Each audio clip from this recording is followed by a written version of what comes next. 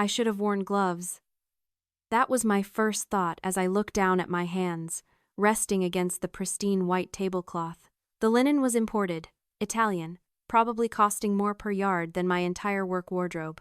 And there were my hands clean, scrubbed raw in the hotel bathroom just 20 minutes ago, but still bearing the faint, stubborn shadows of grease under the nails and a fresh, jagged scratch across my thumb from a solar panel bracket.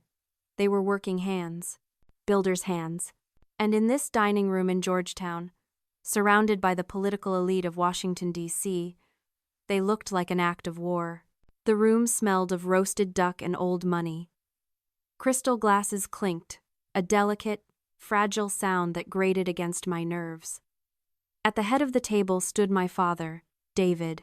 He was in his element, holding a glass of champagne like a scepter, his face flushed with the kind of self-importance that only comes from decades of proximity to power without ever actually wielding it. He tapped a silver spoon against his glass. The room fell silent. 30 faces turned toward him, senators' aides, lobbyists, power brokers. And me. To my son, Tyler, my father boomed, his voice projecting as if he were on the Senate floor. A man who understands the weight of legacy. A man who knows that power isn't just about what you do, but who you know. He beamed at Tyler, my older brother, who sat preening in his tailored suit, soaking up the adulation like a lizard on a rock. Tyler has secured a position that will shape policy for the next generation. He is the future of this family. Applause rippled through the room. Polite, restrained, expensive applause. I clapped too, a slow, mechanical rhythm.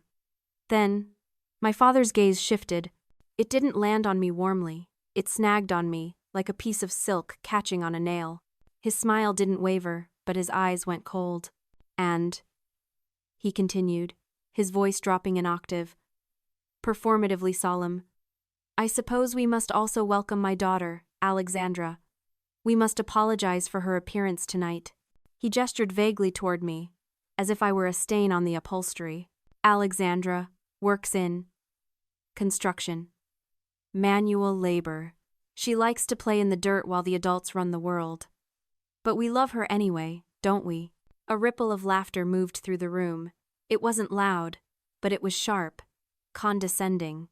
The woman next to me, a lobbyist with pearls the size of grapes, shifted her chair slightly away, as if poverty might be contagious.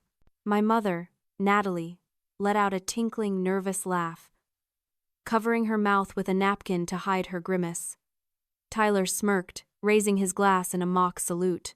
To playing in the dirt, Allie, he mouthed. I didn't flinch. I didn't look down. I didn't pull my hands off the table to hide them. I just sat there, feeling the heat of the humiliation wash over me, and then, just as quickly, recede, leaving behind something cold and hard. It was clarity. For years, I had wondered what it would take to finally sever the cord, to finally stop hoping they would see me. And in that moment, as my father apologized for my existence to a room full of strangers, I realized the price of admission to this family was my dignity, and I was done paying it.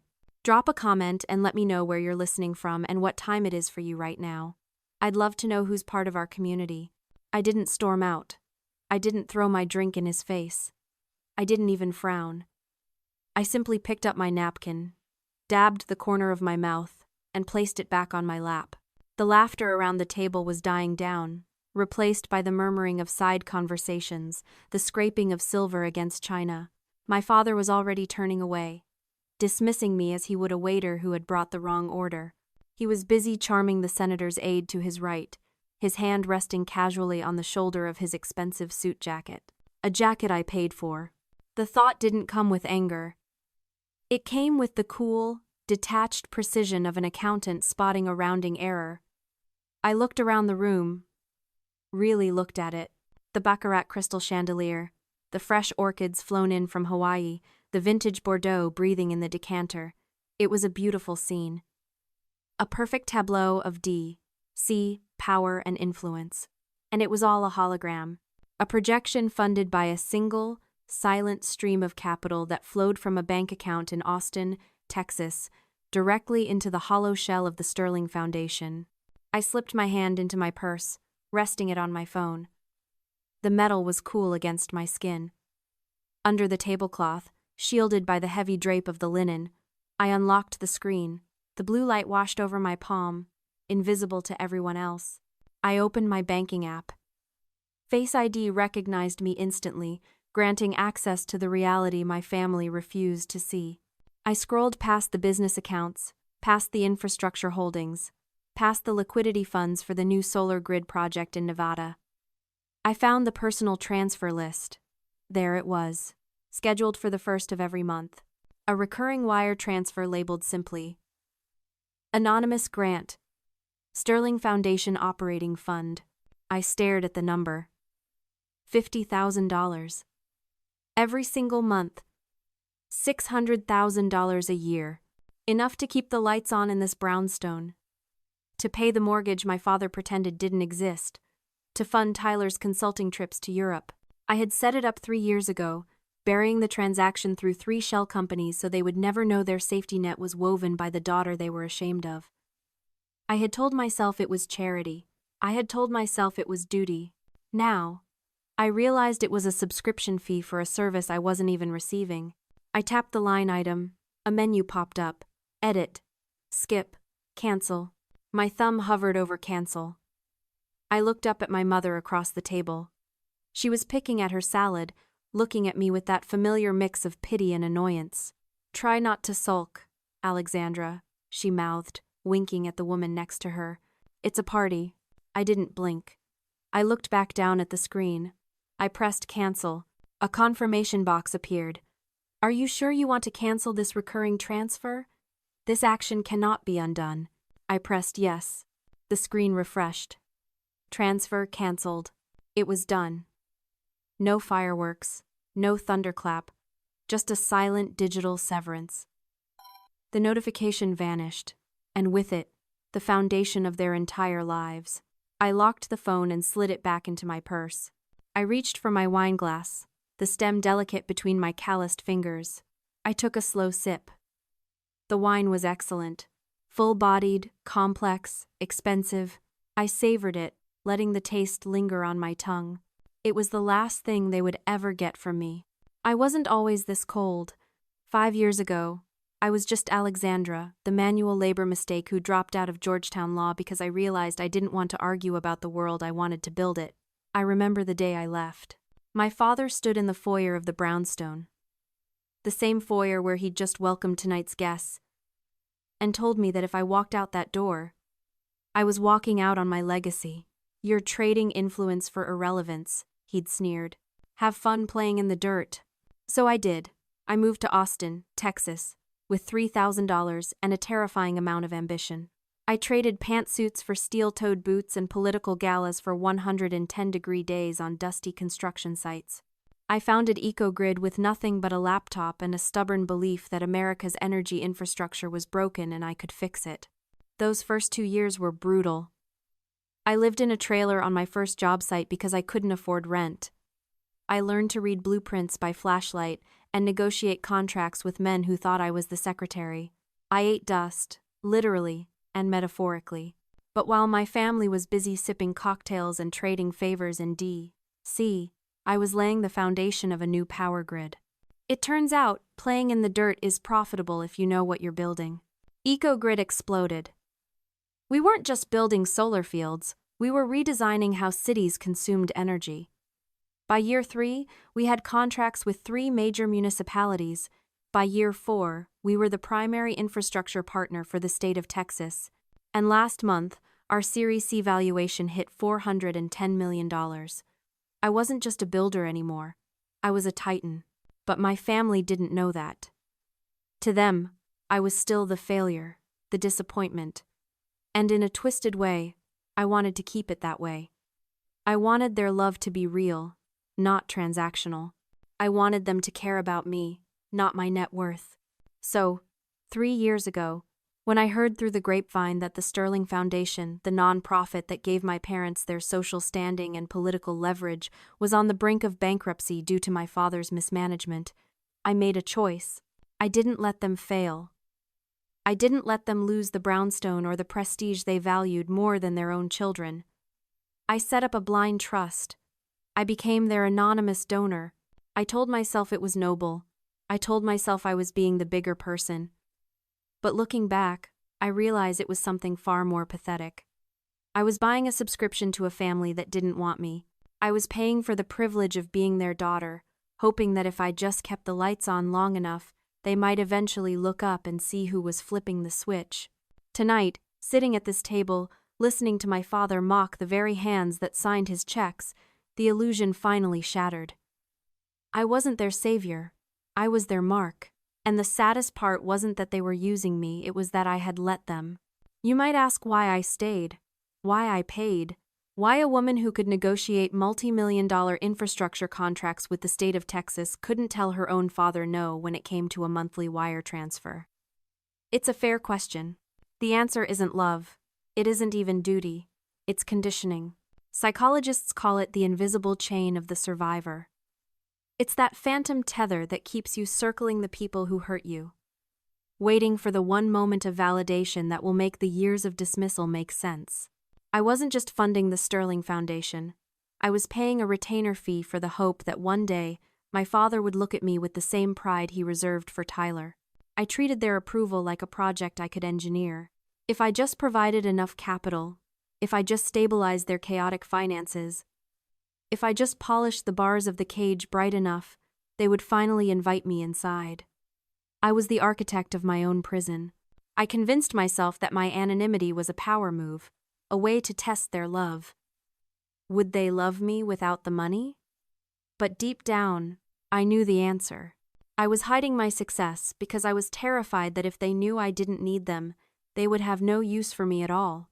For 3 years, I lived a double life. In Austin, I was A.R. Sterling, the woman who turned sunlight into electricity. I wore hard hats and commanded job sites. I was decisive, respected, and formidable.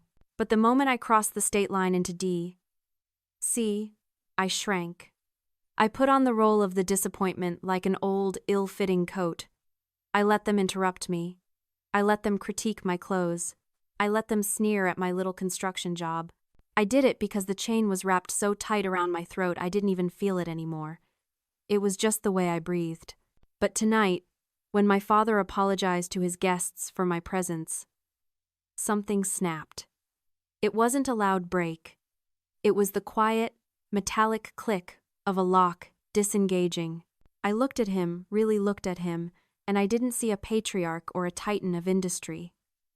I saw a man in a suit I bought, drinking wine I paid for, leveraging a reputation I was subsidizing.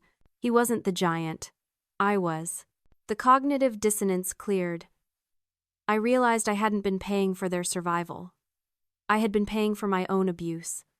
I had handed them the whip every single month and thanked them for the privilege. I took a deep breath, inhaling the scent of expensive lilies and old money. The air tasted different now. It tasted like oxygen. I wasn't waiting for permission to leave anymore. I was just waiting for the check to clear, or in this case, for the cancellation to hit. The chain was on the floor. And I was the only one at the table who knew I was free. The dinner continued, oblivious to the financial earthquake I had just triggered. The conversation flowed around me like water around a stone. Politics, galas, who was summering where. Tyler was holding court, telling a story about a disaster of a meeting he'd had with a senator who didn't understand the nuance of leverage. It's like talking to a brick wall, Tyler laughed, swirling his cognac. Some people just don't have the capacity for high-level strategy. My mother, Natalie, leaned forward, her diamonds catching the light. Well, darling, that's why you're indispensable. Not everyone has your gift for navigating complexity. She glanced at me then, her expression tightening. Unlike some of us, who prefer simpler tasks. Alexandra, dear, I hope you remembered to wash your hands properly. I swear I can still see grease on your thumb. The table chuckled. It was a reflex, a social habit. I looked at my thumb. The scratch was still there, a thin red line. It's not grease, Mother, I said, my voice level. It's a cut, from a bracket. A bracket, Tyler snorted. Listen to her. She sounds like she's building a erector set. Actually, I said, I'm building the power grid for the entire western seaboard. They stared at me. For a second, just a second, the truth hung in the air, heavy and undeniable. But then, the cognitive dissonance kicked in. I watched it happen in real time. My father blinked, his brain rejecting the data that contradicted his worldview. My mother's smile faltered, then reset, like a glitching screen. Oh, Alexandra, she sighed, shaking her head. Always so dramatic. I'm sure your little solar project is very sweet. Sweet, I repeated. $410 million isn't sweet, Mother. It's a valuation. My father laughed. It was a loud, booming sound, meant to drown out the absurdity of my statement. 400 million. Did you hear that, everyone? My daughter has an active imagination. Perhaps she should write fiction instead of playing with construction equipment. They couldn't see it. They physically couldn't see it. Psychologists call it the scapegoat mechanism. The family needs a failure to define their own success. If I wasn't the failure, then Tyler wasn't the golden child, and my father wasn't the patriarch. If I was the titan, then they were just expensive pets. Their egos protected them from reality like a blast shield. I'm not imagining anything, I said, leaning back in my chair. But since we're talking about finances, Tyler, how is the consulting firm doing? Still waiting on that big contract? Tyler stiffened. These things take time, Ali. You wouldn't understand. High-level negotiations aren't like digging ditches. No. I agreed. Digging ditches actually produces something. The air in the room changed. The guests shifted, sensing the shift in atmospheric pressure. My father's smile vanished. That's enough, Alexandra. You are a guest at this table. Act like one. A guest? I mused. That's an interesting word for the person paying the mortgage. My mother dropped her fork. It clattered against the china, a sharp, violent sound in the hushed room. I said. I looked directly at my father. Enjoy the wine, Dad. It's the last bottle I'm buying. They stared at me, confusion warring with outrage. They still didn't get it. They thought I was being rude. They didn't realize I was being literal. The blindness of the elite is a fascinating thing. They are so accustomed to the light staying on, they never think to look for the generator. But the generator just quit, and it was about to get very dark in here. The tension in the room was brittle, ready to snap, when the double doors at the far end of the dining room swung open. The sound was heavy, final, breaking the suffocating silence. Heads turned. Jessica stood in the doorway. Jessica, Tyler's fiancée, looked nothing like the composed DC socialite she usually portrayed. Her hair was slightly askew, her cheeks flushed, and she was clutching her phone like a lifeline. She was still wearing her coat, breathless, as if she had run all the way from K Street. Jessica! Tyler stood up, his face transforming from annoyance to relief. Finally! We were starting to worry. The toast is over, but quiet, Tyler, Jessica said. Her voice wasn't loud, but it cut through the room like a siren. She wasn't looking at him. She wasn't looking at my parents. She was looking at me. Her eyes were wide, filled with a mixture of terror and awe. She walked slowly toward the table, ignoring the confused murmurs of the guests. She stopped directly across from me, her hands gripping the back of an empty chair. I just got off the phone with the board, she said, her voice trembling. The Texas grid deal is stalled. Indefinitely, my father scoffed, annoyed at the interruption of his dinner party. Jessica, darling, we are in the middle of a celebration. Business can wait. No, David, it can't, Jessica snapped, her gaze never leaving mine. Because the person holding up the deal, the person who owns the proprietary technology we need to move forward, the person who just red-flagged our environmental compliance report, is sitting at this table. The room went dead silent. You could hear the hum of the wine fridge in the pantry. What are you talking about? My mother asked, her voice shrill. Alexandra works in construction. Construction? Jessica let out a short, hysterical laugh. She pointed a shaking finger at me. Do you know who this is? This isn't just your daughter. This is A.R. Sterling. My father frowned. Who? A.R. Sterling, Jessica repeated, emphasizing each syllable. The founder of EcoGrid. The woman who built the Nevada solar array. The woman who personally negotiated the infrastructure contract for the entire state of Texas last year. She's not a construction worker, David. She's the titan who is currently deciding whether my firm survives the quarter. The cognitive dissonance in the room shattered. I watched it happen. My father's face went slack.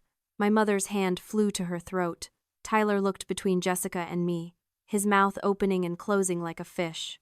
That's impossible, Tyler stammered. Ali dropped out. She lives in a trailer. I lived in a trailer for 6 months, I said, my voice calm, filling the silence. 4 years ago. While I was building the first grid. Now I live in the penthouse of the building I own in downtown Austin. I looked at Jessica. I saw the compliance report. Jess, your firm missed the groundwater impact study. Fix it, and I'll sign off on Monday. But not a moment before. Yes, Jessica breathed, nodding rapidly. Yes, Miss Sterling. Thank you. I'll handle it immediately. Miss Sterling, my father whispered. The name tasted foreign in his mouth. He looked at me. Really looked at me. And for the first time in his life, he didn't see his daughter. He saw power, and he was terrified. The shift was violent. The air in the room didn't just change, it inverted. 5 minutes ago, I was the embarrassment.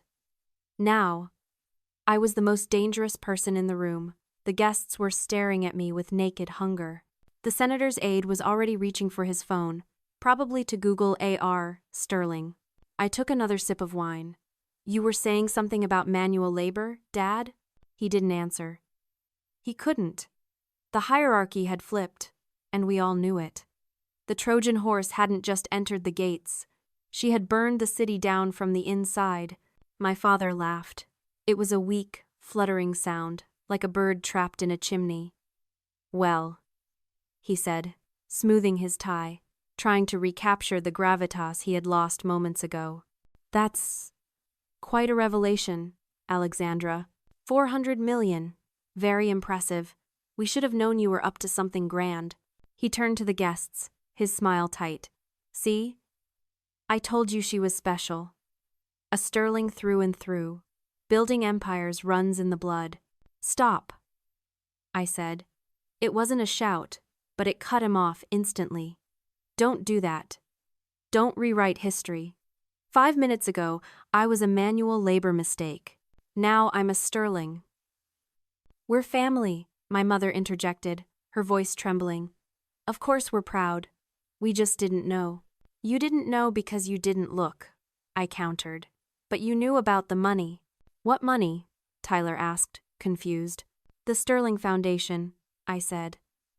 The non-profit that pays for this house. That pays for your lifestyle, Tyler. The foundation that was bankrupt 3 years ago until an anonymous donor stepped in. My father went pale.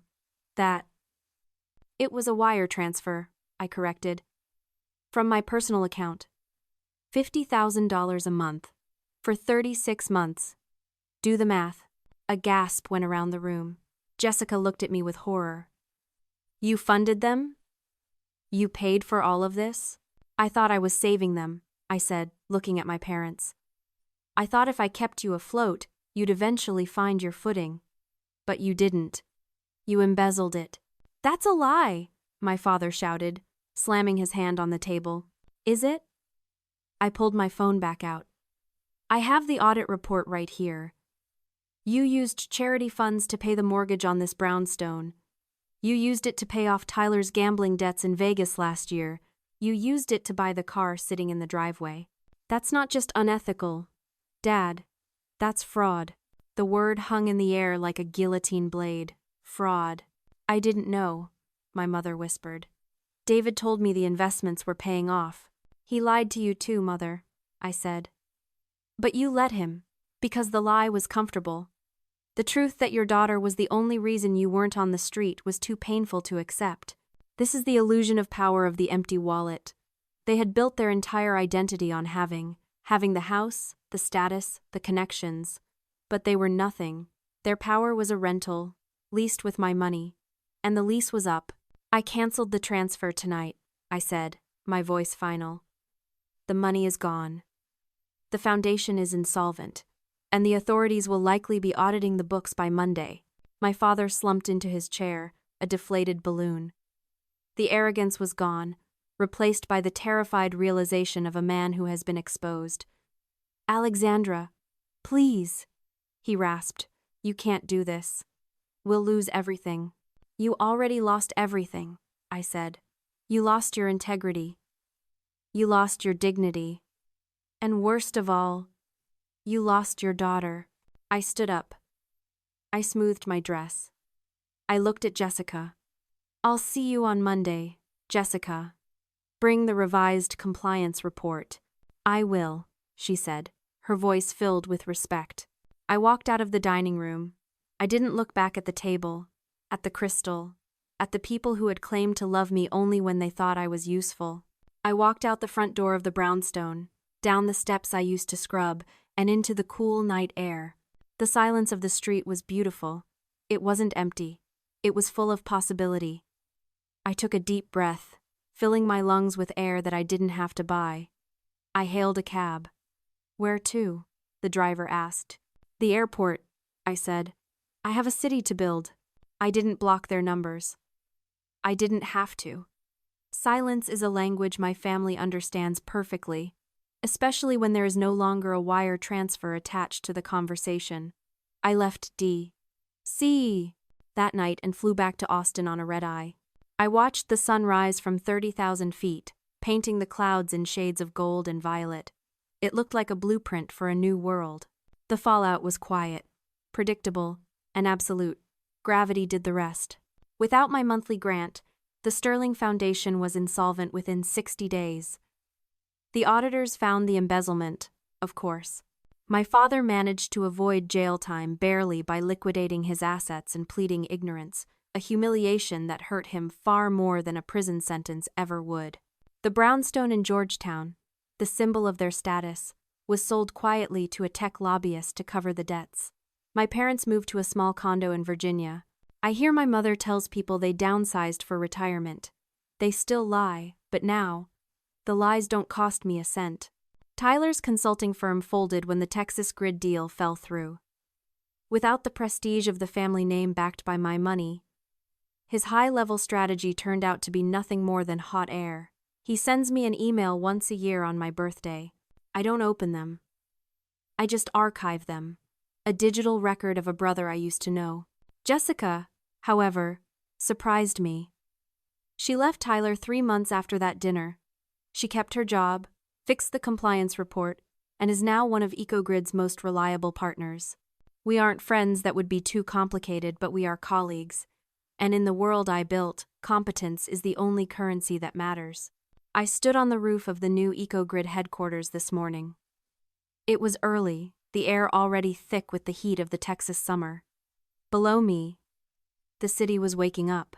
I could see the steel skeleton of our new solar array stretching out into the desert, thousands of panels tilting in unison to catch the light. My father called this playing in the dirt. He meant it as an insult. He meant that I was beneath him because I created things with my hands instead of manipulating them with my words. But standing there, feeling the hum of the grid I built, I realized he was right. I do play in the dirt. Dirt is where foundations are laid. Dirt is where you plant the seeds of the future. Dirt is real. I adjusted my hard hat and checked the time. My team was waiting. I didn't need a toast in a Georgetown dining room to know who I was. I didn't need their approval to know I had value. I was the architect of my own life. I had designed a structure that could withstand the weight of their rejection, and I had built it strong enough to stand on its own. They built a house of cards. I built a power plant. And the lights are never going out again. Have you ever had to build your own life while everyone else doubted the blueprints? Have you ever been the one playing in the dirt while everyone else pretended to be clean? Share your story in the comments. I read every single one. And if this story resonated with you, hit subscribe. We're building something real here, and I want you to be a part of it.